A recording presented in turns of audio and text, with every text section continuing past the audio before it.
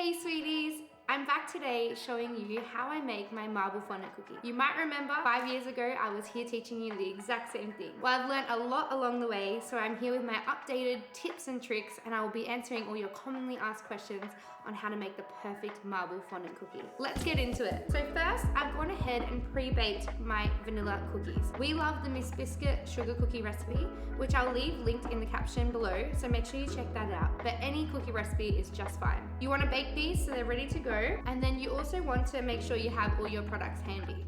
So today we're using the Bakehouse brand Ready to Roll fondant icing, and I have it in 2 shades, the white and the pink, which is also pre-colored, which makes it nice and easy for getting it straight out of the packet and not having to get food dye all over your hands. I'm going to show you a different marbling technique also that uses the Color Mill pink food coloring, which I've got in candy here today, but you can have a look at both techniques side by side and see what suits you better. Of course, you'll need a rolling pin. I've got sprinkles, which I've just mixed together white, pink and yellow, but of course use any colors you wish. I've got gold leaf from Sprinks, which is my favorite one for cookies. It's a loose gold leaf. We've got some water with some paint brushes ready to stick our icing on. We've got Color Mill candy food coloring, a rolling pin, the same cookie cutter that you use to cut out your shape, cornflour puff, as always, you know it's essential when we're working with fondant to make sure it doesn't stick, some Bakehouse Ready to Roll fondant in any colors you like, but I've got here the pink and the white, and your fondant stamp, which is from Sweetly Impressed. So first off, I'm going to show you a marbling technique, which is really easy to do for all colors. You want to take some white fondant to start with, and another color that is already pre-colored. I use both of these techniques in my bakery, but it just depends on what look I'm going for. So I'll show you what they look like in the same color theme so you can get an idea. You just want to roll your fondant into a small sausage kind of shape, and same with your other color. This works best when you're mixing it with white, I find. When you have too many colors going on, they can sometimes mix and make a dirty color. So you got to choose colors that, oh, my hands are so cold, they're literally frozen. So now we're gonna roll our white fondant into the same kind of sausage as our pink one. And you just wanna join them together, and then you can start twisting it. You wanna mix these up so it doesn't end up all the one color in one spot. And then, oh, it looks like that marshmallow that you can buy in the supermarket. I like to roll it up now, so then you can see that the colors end up all in different spots. So it's gonna turn out nice and marbly once we roll it out. I usually go and then kind of twist it and squish it a few more times, so then when we roll that out, it's not gonna be stripy, because there's nothing worse than a marble cookie that still looks stripy. So I kind of get it to this kind of consistency where the colors are quite broken up and mushed together. But you don't want to marble them too much, because then by the time you roll out that icing, it's going to squish down a lot more, and you don't want to end up being too blended either. So it is a very fine balance and a hard skill to learn, but once you get it, it's very, very simple. As you can see, the colors are quite mixed there. Now you want to go ahead and add some of that corn flour and lightly dust on your bench, and a little bit on top because it can get sticky. And you just want to roll out that fondant. I usually like to flip it over because usually the backside always looks better for some reason. But as always with marble fondant, every cookie is going to look unique and different, so it's best to check both sides and see what pattern you like the best. So as you can see here, one is more mixed in, and then that side is still really nice and swirly. But you can see that we've got a really beautiful pattern in here. It's not just stripy, so that's what's really good about twisting it the way I showed you how to do it. Now I'm going to go ahead and take that cutter and just make sure you find the position that you really like for the marble, and then twist down and get a nice sharp cut on your fondant. Now remove your excess, and you can place that back in the Ziploc bag so it doesn't dry out. I prefer to cut my shape first so then I can know where I'm gonna stamp my stamp right in the middle. But some people, when they're beginning, they like to actually stamp the fondant and then use the cutter afterwards. So it's up to you what you prefer, but now that I've been doing this for I think 8 years now, I'm very used to just stamping the fondant, and then I have no waste as well, and I can cut those shapes as close as possible. So I'm gonna go in with the stamp from Sweetly Impressed, and I'm gonna line that up in the middle and gently press down to input that happy birthday impression in there. Now just using your paintbrush with a little bit of water, you can gently rub that on the back of the fondant icing, and then I like to line it up and flip it over onto the top of the cookie. A lot of people asked in my last video if you can use something else other than water, or if water is enough to stick. Water is definitely enough to stick the icing to the cookie. Because it is sugar, adding the water does make it sticky, but if you prefer, you can add jam underneath. That's really common for a layer of jam, but it is extra sweet. So depends what you prefer, but that's definitely an option. Now I'm going to show you another technique of doing the marble, which is actually my personal favorite technique. I especially love doing it this way when we have dark colors like the black, because it makes a gorgeous gray and white and natural marble that looks like stone. It doesn't look as stripy, if you know what I mean, because it's not a solid color. The color is getting distributed through the food coloring. So you just want to soften your base color, which I always recommend starting with white. And then I'm just going to roll that into a sausage like before. Now, today I'm using the Color Meal Candy Food Coloring. So it is an oil-based coloring, so make sure you give it a good shake.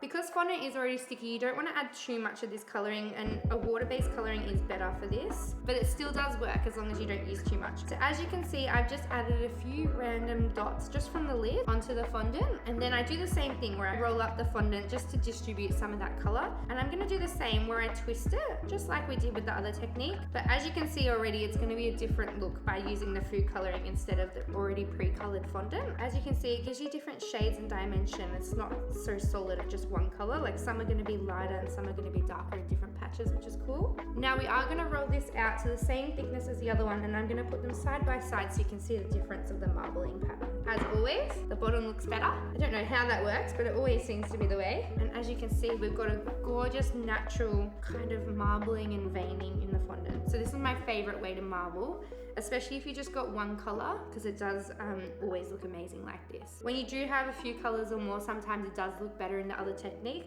So it is always good just to test little batches of fondant like this before you start doing a big cookie order. Now just position your cutter where your favorite bit of marbling is. I like that piece with the big strong pink light marbling through there. And I'm going to use the same impression so you can get an idea what they look like next to each other. This is a gorgeous stamp from Sweetly Impressed, a small Australian family business from Melbourne, so I love supporting small, so I definitely recommend you check out their stamps. Now we're just sticking that onto our cookie, and I'll show you side by side the differences in the marbling. So I have learnt a lot along the way, so I'm excited to give you an updated video where I can show you all the differences and the tips and tricks we've learnt. So if you have any questions, as always, leave them below, so I'm happy to answer them. Okay, now that we have our cookies ready, you can see that difference in the marbling and how one's just a bit more subtle. I want to just add some embellishments. My favorite to use on cookies is gold leaf. So I'm just going to show you how I apply loose gold leaf. Just take a small paintbrush with a little bit of water and just add water where you want the gold leaf to be. So just add a tiny bit, because if it is too wet, it won't stick. I like to do 2 or 3 spots on the cookie, and you just want to pick up a piece of gold leaf. It is very thin and fragile, so you just want to be really careful with it, and gently place it on the cookie exactly where your water is. And you want to tap it down against the cookie just to smooth it out. So as you can see, they look gorgeous as they are, and quite often people order them with just the gold leaf.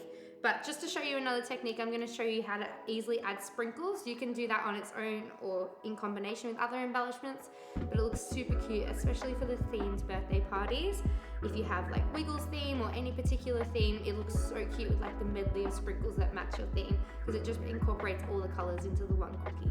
Now you want to just take that same paintbrush with a little bit of water again, and I like to add the sprinkles just around where the gold leaf is. And you don't want to add too much, because they are like chunky and they do stand up from the cookie, so you just want to add little bits at a time. And I just go over and sprinkle those sprinkles on, and you are going to have to push them into the soft icing with your fingers, and it should stick because you've added the water underneath. As you can see, the sprinkles aren't going to move out of place because I've used that water to help them stick, and I pressed them into the soft icing so they're not going anywhere. So now our cookies are all done. They're gonna dry overnight, which is the best option. So when you do put them into their clear cellophane bags, none of those sprinkles or gold leaf's gonna come off. A lot of people have asked me how long these cookies last.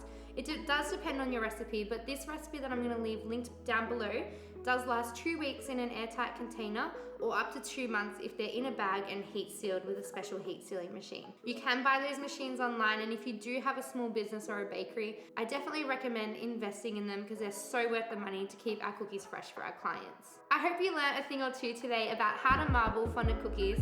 Looking back at my video from 5 years ago, I can't believe how far I've come, and the business has grown so much since then, so I appreciate all your comments and support along the way. If you do have any more questions, I'm still replying to comments now on that video because people are still viewing it and telling me all about the cookies they've made for their own birthday parties, and I just love it. It brings me so much joy, so please let me know what you want to see in the future because we're busy recording so many free tutorials for you. We'll catch you next week with a new video. Until then, stay sweet.